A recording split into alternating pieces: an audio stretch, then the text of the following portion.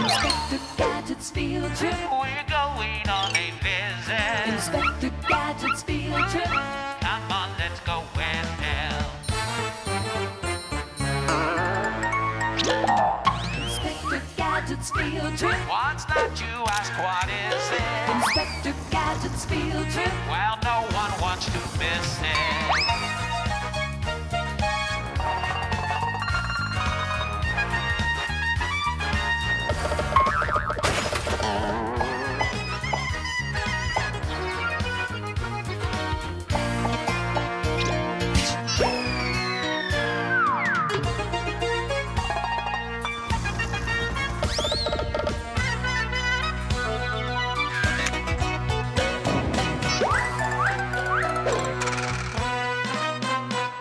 Inspector Gadget's field trip. We're going on a visit. Inspector Gadget's field trip. Come on, let's go with him. New places, new faces. Inspector Gadget's field trip. Inspector Gadget's field trip. Inspector Gadget here, bouncing around down under. Australia, that is. On this exciting field trip, we're going down undercover to reveal some of the ancient legends of this mysterious island. So hop on along. It's time to go Gadget field trip.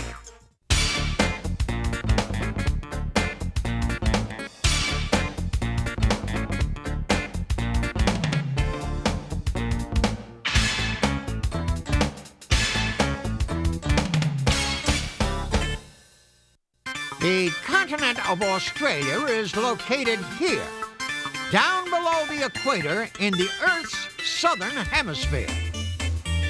Wowzers! We're here in the middle of Australia, hovering over the biggest rock in the world.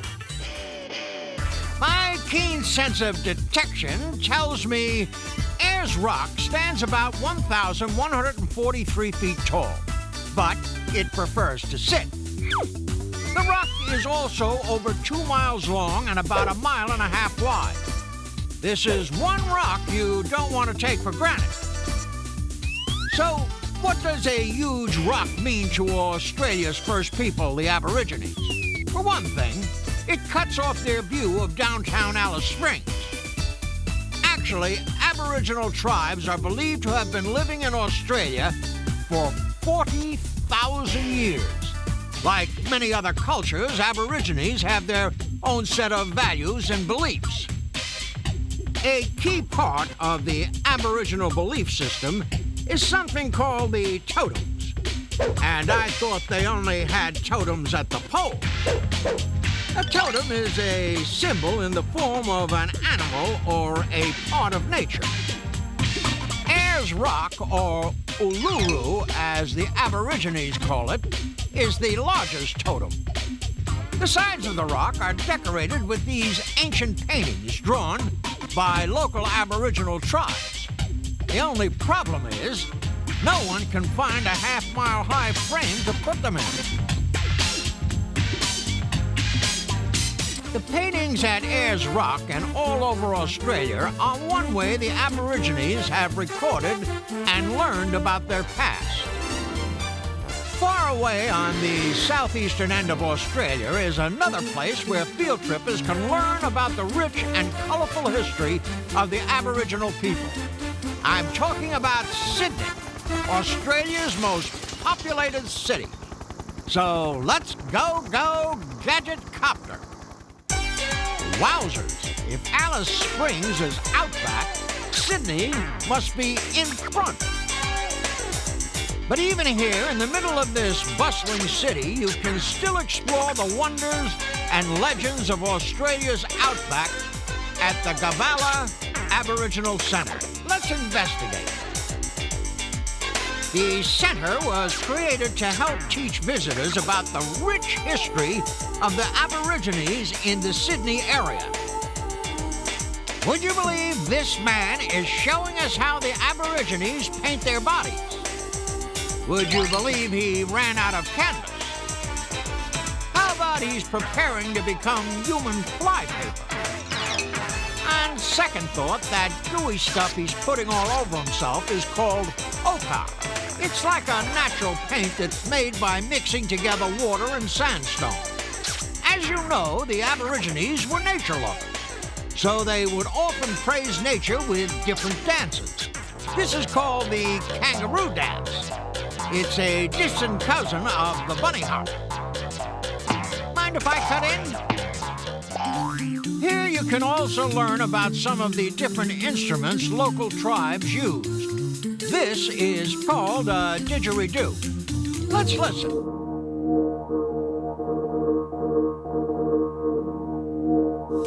Kabbalah also has a great collection of Aboriginal art, like this beautiful fabric and these pots and plates. And now an Inspector Gadget field trip quiz. Do boomerangs come back to you when you throw them? Let's uncover the mystery. When most of us think of a boomerang, we think of this, a return boomerang. If you throw this one just right, it'll come back to you. But there's also this type of boomerang, which was originally used as a weapon by Australia's Aborigines. It's not the same length on each side like the return boomerang. One end is much longer. This will go a lot further and is stronger as a weapon. Unfortunately, you have to go get it, so you better not miss. This is the Australian outback, a little different than the crowded streets of Sydney. Even though this desert looks deserted, there are many families that live out here. So what do when the nearest school is hundreds of miles away? You spend a lot of time on the bus, or you turn on your radio. First broadcast in 1951, the School of the Air in Alice Springs broadcast school lessons to students living in the outback. How does it work? Let's get a Gadget eye view. Go, Gadget magnifying glass. A teacher prepares a lesson just like your teacher does. But instead of standing in front of her students, this teacher talks to them over their radios. The teacher's messages are carried out electronically from this antenna. From here, they are broadcast over a huge area of Australia's outback to students in their homes who listen and talk to their teacher through their radios. This teacher has a class of about 6 students listening. Not a very popular station. But hey, no commercials. At least once a year, she'll also visit each one of her students at their home, even if it means traveling up to 1,000 miles just to see one student. Wowzers. I wish I only saw the chief once a year. Let's follow the signal and find out where it goes. Aha! The signal ends up here. This is Raina. She lives on a ranch with her family in Australia's outback. She milks the cows, feeds the animals, and enjoys riding dirt bikes with her younger brother, Joey. Raina is also a School of the Air student. With this specialized system, kids who live thousands of miles apart can all go to school together. Trouble is, their yearbook never has a class photo. But the best part is, she can wear whatever she wants to school. A similar system is used to solve another important problem. How do people who live so far away from cities get medical attention? Let's explore the answer. In 1928, Reverend John Flynn came up with the idea of the Royal Flying Doctors Service. The RFDS, as it is known, is just what it sounds like. They put doctors in a plane and fly them to all sorts of medical emergencies, from broken bones to acute appendicitis. I'm not sure if they treat an ugly appendicitis. The planes leave from this airport and fly over 5 million miles a year. allowing doctors to treat over 150,000 people throughout the outback. All you need are the right symptoms and an airstrip in your backyard. Talk about a house call. Wowzers, it's time for me to fly. I hope you've enjoyed our field trip through Australia's outback. We've had a rocking good time, uncovered some of Australia's treasured history, and even gone to school and the doctor's office without leaving home. Go, go, Gadget field trip.